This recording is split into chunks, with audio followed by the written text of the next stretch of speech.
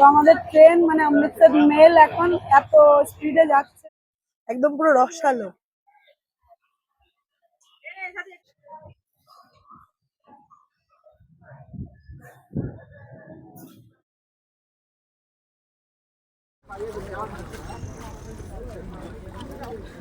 সামনে দেখা।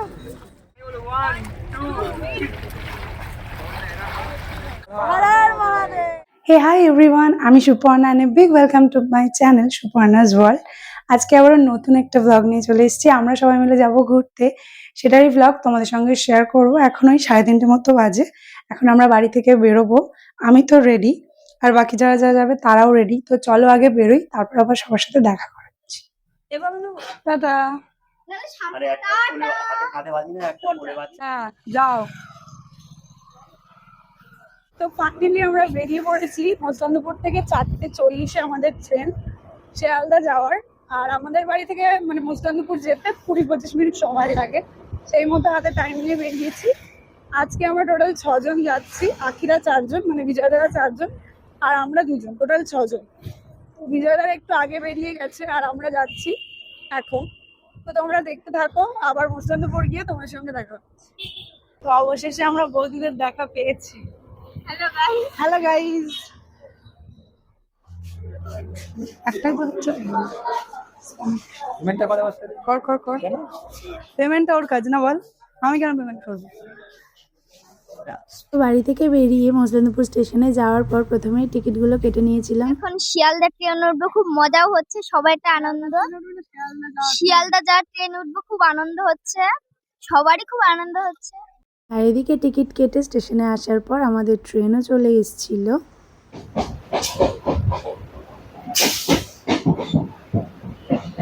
আর এই ফার্স্ট টাইম আমরা ভ্যানডারিতে বসে বসে সেদিন গিয়েছিলাম শিয়ালদাতে, কারণ সেদিন ভ্যানডারিটা পুরোপুরি ফাঁকা ছিল, সেটার জন্য আমরা ভ্যানডারিতে উঠেছিলাম।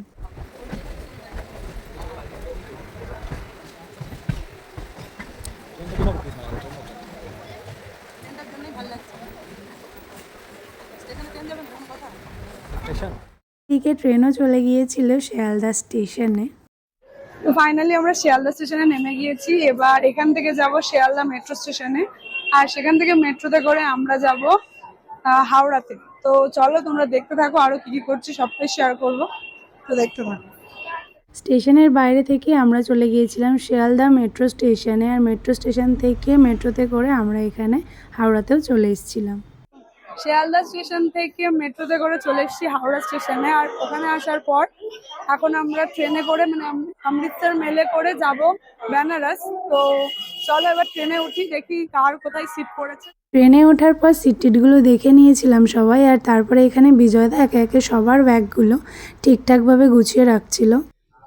তো এখন বাজে 7:20, আর আমাদের ট্রেন ছেড়ে দিয়েছে একদম মানে পারফেক্ট টাইম, মানে 7:20-তেই ছেড়েছে, 7:20-তেই টাইম ছিল। ও তো এক্সাইটেড, তোর ভাল লাগছে? হ্যাঁ ভাল লাগছে। সবাই বসে পড়েছি, আমরা উঠেছি S7-এ, তাই তো। আর এখানে আমাদের পরপর 3টে টিকিট আছে।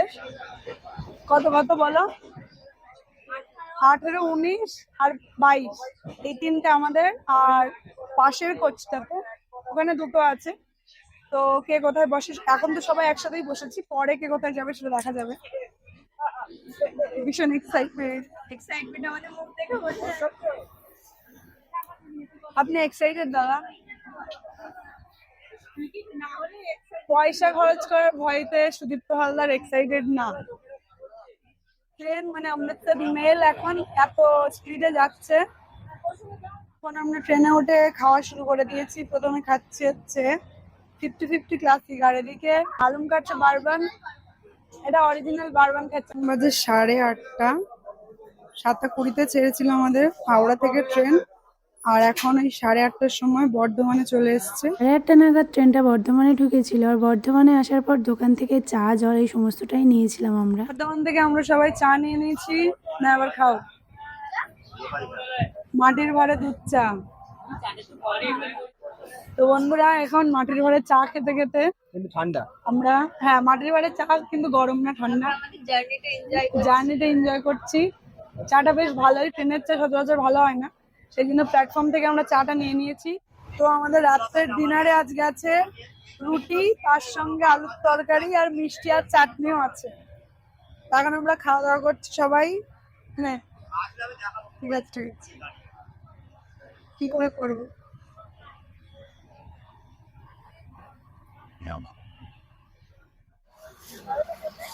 একদম জেলে জেলে চাটনি, রসালো টমেটোর চাটনি, টমেটোর সঙ্গে আম। না, আম টমেটো তার সঙ্গে খেজুর দিয়ে একটা চাটনি। এটা বৌদির পিসি আমাদের খেতে দিয়েছে। আর সঙ্গে আছে ও নরম নরম রসগোল্লা, একদম পুরো রসালো।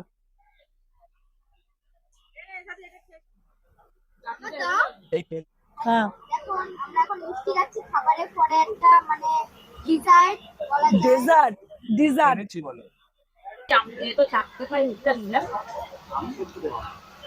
সুন্দর সুন্দর। তো আমাদের রাতের ডিনার কমপ্লিট। ডিনার তো একদম জমে গেছে। রুটি ছিল, তার সঙ্গে আলুর দম। আলুর দমটা আমি করেছিলাম, ওই জন্য খুব টেস্টি হয়েছিল। তোর দু পিস হবে আর আকি আর এই আমি হাফ খাইনি। করে। আবার আর তার সঙ্গে বৌদির পিসিরাও যাচ্ছে বেনারস, মানে এর পরের ট্রেনটায়। তো বৌদির পিসি আমাদের জন্য চাটনি, তার সঙ্গে সঙ্গে নিয়ে এসেছিল রসগোল্লা। মানে রাতের ডিনারটা একদম জমে গেছে আমাদের। তো খাওয়া দাওয়া তো হয়ে গেছে, এবার একটু বসে খানিকক্ষণ আড্ডাই আর কি মারবো, তারপরে সবাই ঘুমিয়ে পড়বো। তো চলো আবার পরে দেখা হচ্ছে। খাওয়া দাওয়া কমপ্লিট করে বেশ 1-2 ঘন্টা গল্প করে ওই 12টা 12:30 নাগাদ আমরা যে যার সিট নিয়ে শুয়ে পড়েছিলাম। তোমাদেরকে প্রথমেই বলেছিলাম যে আমাদের এক জায়গায় 3টে সিট ছিল, আর সেই মতোই আমরা 3জন এখানে শুয়েছিলাম আর রাত্রেবেলা ঘুমিয়ে পড়েছিলাম। সকাল সকাল উঠতে না উঠতে এখানে আমরা চলে এসেছিলাম বেনারস জংশনে। আর এখানে আসার পর আমরা একে একে ট্রেন থেকে নামছিলাম, আর ট্রেনে কিন্তু প্রচণ্ড পরিমাণে ভিড় ছিল, সেটাও তোমাদের সাথে শেয়ার করলাম।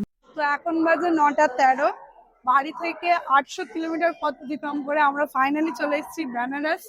এটা আমার একটা ড্রিম ডেস্টিনেশন ছিল, যেটা 2026-এ আসতে পারলাম। চলে এসেছি স্টেশনে, এবার এখান থেকে হোটেলে যাব। তো কোন হোটেলে যাচ্ছি, কিসে করে যাচ্ছি, সবটাই শেয়ার করবো। তো সঙ্গে থাকো, দেখতে পাবো। হ্যালো। তো বেনারস স্টেশনে আসার পর আমরা এখন যাচ্ছি স্টেশনের বাইরে। এখান থেকে এবার অটো বা টোটোতে করে আমরা আমাদের হোটেলে যাব। তো যে পরিমাণ গরম এক্সপেক্ট করেছিলাম বেনারসে, অতটাও গরম লাগছে না। জানি না ঘুরতে যাওয়ার সময় কি অবস্থা হবে। তো সবটাই শেয়ার করবো, দেখতে থাকবো। কি ভিড় এখানে।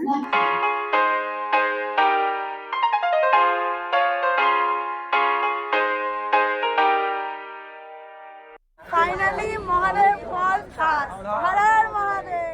আমরা এখন বেনারস অটো স্ট্যান্ডের এখানে চলে এসেছি, আর এখান থেকে অটো নিয়ে আমরা আমাদের হোটেলে যাব। এদিক থেকে বিজয়দা অটো ঠিক করছে, মানে অটোওয়ালার সঙ্গে কথাবার্তা চলছে কেমন কি ভাড়া এখান থেকে হোটেল পর্যন্ত যেতে। তো আর এই হচ্ছে বেনারস স্টেশন। তো এখন আমরা অটোতে করে যাব হোটেলের দিকে। কোন হোটেলে যাব সেটাও অবশ্যই শেয়ার করব, সঙ্গে থাকো। সেটার জন্য পুরো ব্লগটা দেখো, সবটাই শেয়ার করব। বাইরে প্রচন্ড পরিমাণে রোদ, কি বললাম। এখানে এসে বেশ অনেকগুলো অটোর সাথে কথাবার্তা বলে শেষে একটা অটো ফাইনাল করে আমরা যে যার মতো অটোতে উঠছিলাম। তো ফাইনালি বেনারস স্টেশন থেকে আমরা অটোতে উঠে পড়েছি।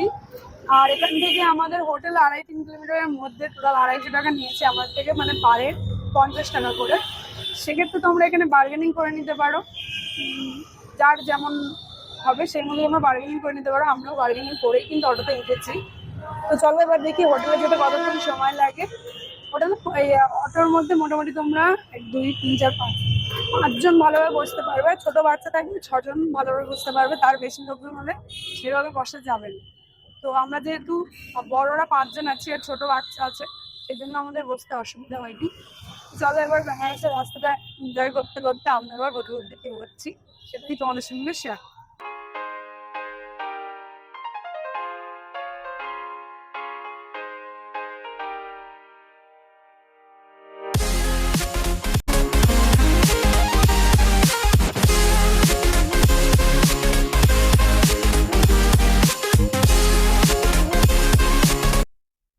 অটো থেকে নেমে আমরা এবার আমাদের হোটেলের দিকে যাচ্ছি। তো আমরা যে হোটেলটা নিয়েছি সেই হোটেলের নাম হচ্ছে আদ্যাপীঠ বিনয় বাবুর আশ্রম।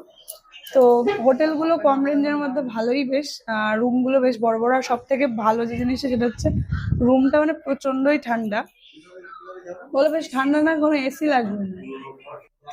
তো আমরা এই রুমটা নিয়েছি। এই একটা রুমের মধ্যে পরপর 3টে খাট আছে, আর একটা পাখা আছে, এখানে একটা পাখা আছে, আর এখানে আমি শুয়ে পড়েছি।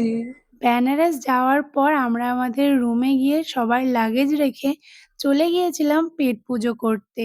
আমরা যে হোটেলটাতে ছিলাম ঠিক তার পাশেই এই দোকানটা ছিল। বেনারসে গিয়ে ওখানকার ফেমাস পুরি আর তরকারি না খেলে কি করে চলবে, তাই সকাল সকাল এই পুরি আর সবজি খেতেই চলে গিয়েছিলাম। 2টো করে পুরি আর তার সাথে সাথে একটা মিক্স সবজি, যেটার মধ্যে ছিল মেথি শাক, আলু, বেগুন আর পনির। তরকারিটা খেতে আমার বেশ ভালো লাগছিল, একটা মিক্স সবজি যেটা খুব সুন্দর খেতে ছিল। আর তারপরে এখান থেকে নিয়েছিলাম জিলিপি। জিলিপিটা একদম চ্যাটচ্যাটে না, আর খুব তীব্র মিষ্টিও না, খেতে বেশ ভালো ছিল। আমাদের সবার কিন্তু বেশ ভালো লেগেছিল এই খাবার-দাবারগুলো। জালিয়াতি না, টেস্ট আছে, টেস্টি। যদি কেউ নেয় এটা সেরে আমরা এখন সবাই যাচ্ছে গঙ্গা স্নান করতে। তাও হচ্ছে, তো সবাইকে একটু দেখাই, সবাই আমরা যাচ্ছি এই গলি দিয়ে স্নান করতে যাচ্ছি গঙ্গার ঘাটে। আলাদাই। বেনারস যাওয়ার পর আমার তো ক্যামেরা বন্ধ করতে ইচ্ছা করছিল না। চারিদিকটা এত সুন্দর, মনে হচ্ছিল সবটাই ক্যাপচার করতেই থাকি। সামনে দেখা।